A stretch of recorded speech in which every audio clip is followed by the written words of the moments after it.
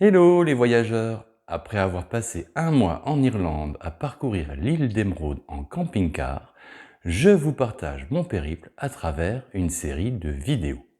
Pour ne rien louper de ma balade irlandaise, abonnez-vous à ma chaîne et pensez à activer la petite cloche pour être prévenu de mes futures publications. Alors, prêt pour l'aventure? Générique!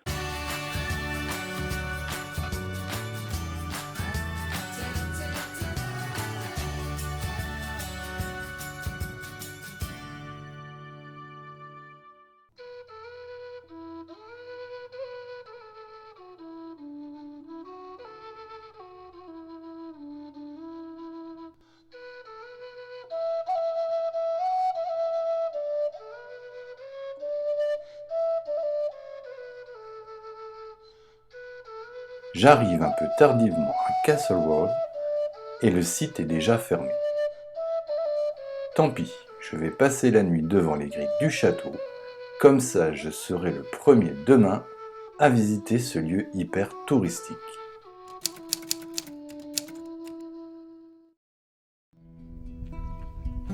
Réveille tôt ce matin pour aller visiter avant l'arrivée des bus remplis de touristes ce charmant petit château du XVIIIe siècle. Castle Rock est devenu un site très visité en Irlande du Nord depuis qu'il a été utilisé comme décor pour filmer quelques scènes de la série à succès Game of Thrones.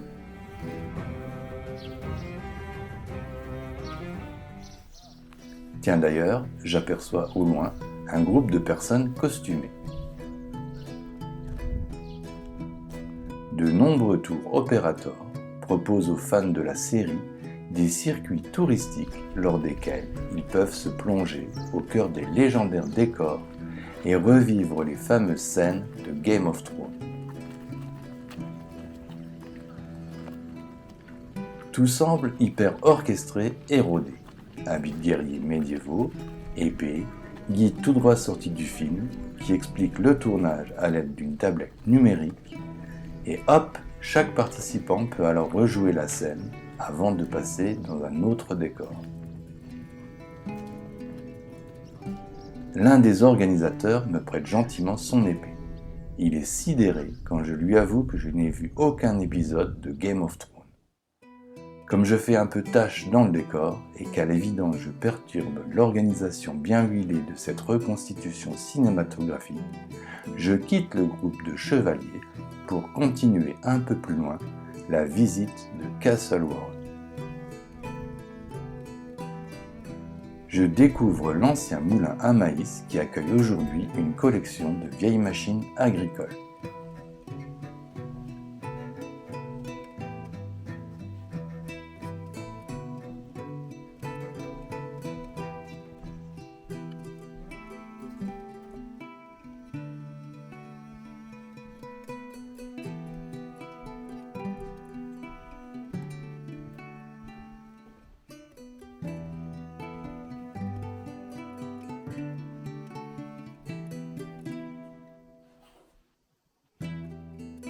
Bon, on accélère un peu.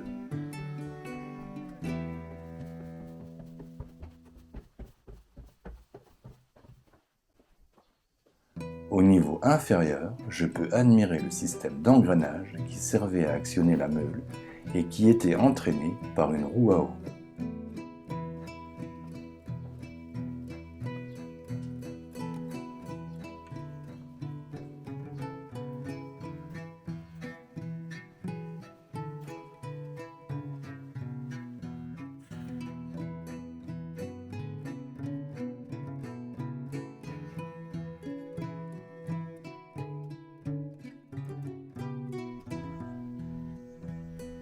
Le domaine de Castle Rock se situe dans un parc de 332 hectares.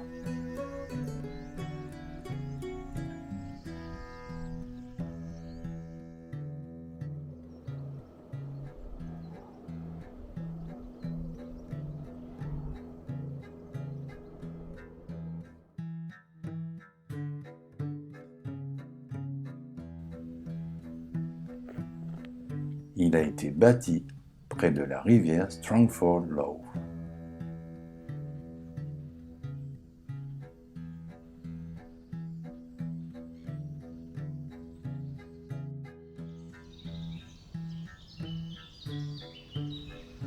Après cette sympathique incursion à l'époque médiévale, il est maintenant temps pour moi d'aller retrouver Max, mon compagnon de voyage à 4 roues, et de poursuivre mon road trip nord-irlandais.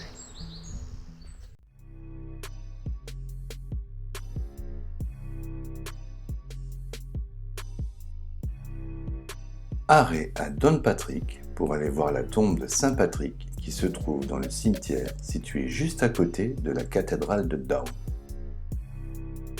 Le nom Patrick a été gravé en vieilles lettres irlandaises sur un grand bloc de granit posé au-dessus de la tombe.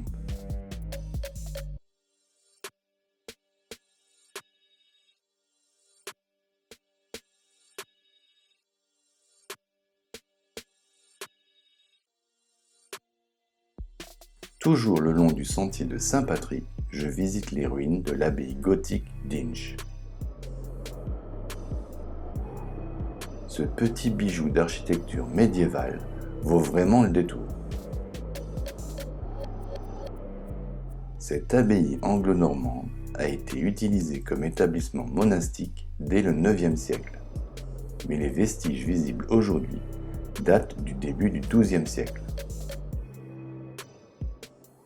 Seule la fenêtre principale de l'église a su résister face au temps. Elle se présente sous la forme d'un fronton percé de 3 fenêtres en ogive. La fenêtre du milieu atteint plus de 7 mètres de hauteur. Elle fait partie du clou du spectacle et attire chaque année des milliers de visiteurs.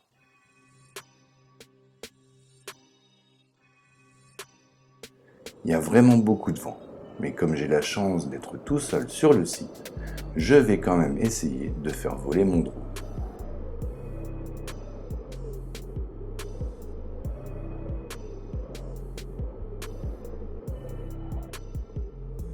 La tour qui menait au clocher.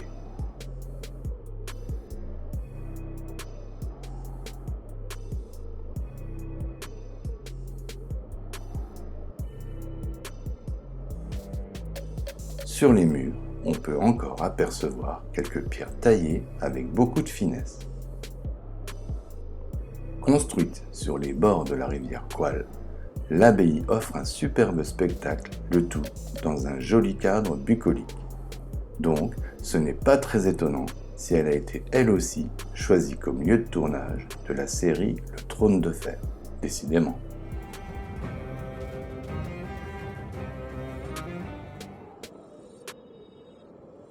Allez, un dernier regard sur cette merveille d'architecture et je reprends la route. Arrêt à Dundrum Castle, un château du XIIIe siècle bâti sur un piton rocheux. Surnommé le fort de la Crête, il faisait partie des châteaux côtiers qui ont permis aux envahisseurs anglo-normands d'établir leur emprise sur l'Ulster à partir de 1177. Depuis le haut du donjon, le panorama doit être grandiose. Allez, je vous emmène vérifier ça.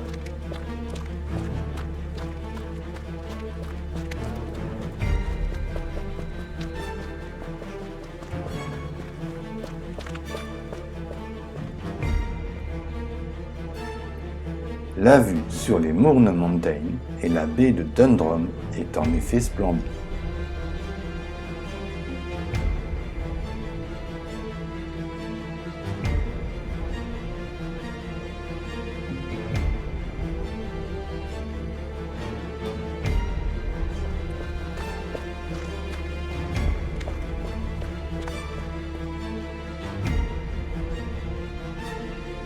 Bon, c'est pas tout. Maintenant, faut redescendre.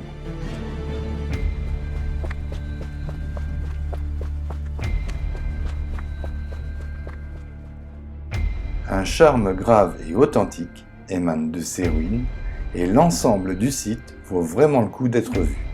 Donc, et si vous passez dans le coin, arrêtez-vous.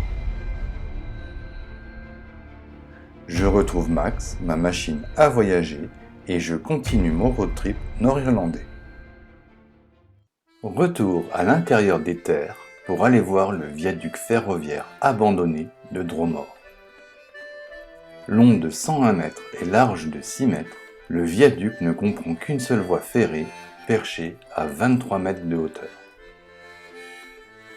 Le tablier du pont est soutenu par 7 arches, espacées chacune de 10 mètres.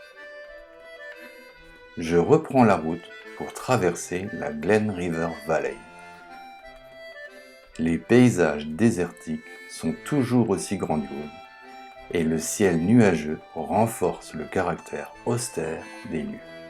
C'est splendide.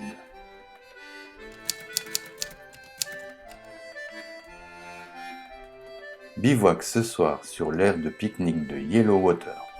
Dernière nuit en Irlande du Nord, au bord d'une rivière, car demain je retourne en République d'Irlande. La suite de ma balade irlandaise est à venir dans de prochaines vidéos. Abonnez-vous à ma chaîne, activez la petite cloche pour être prévenu de mes futures publications, et si cette vidéo vous a plu, n'oubliez pas de la liker, de la commenter et de la partager. Alors, en attendant de vous retrouver pour de nouvelles aventures, n'oubliez pas, le monde appartient à ceux qui le parcourent.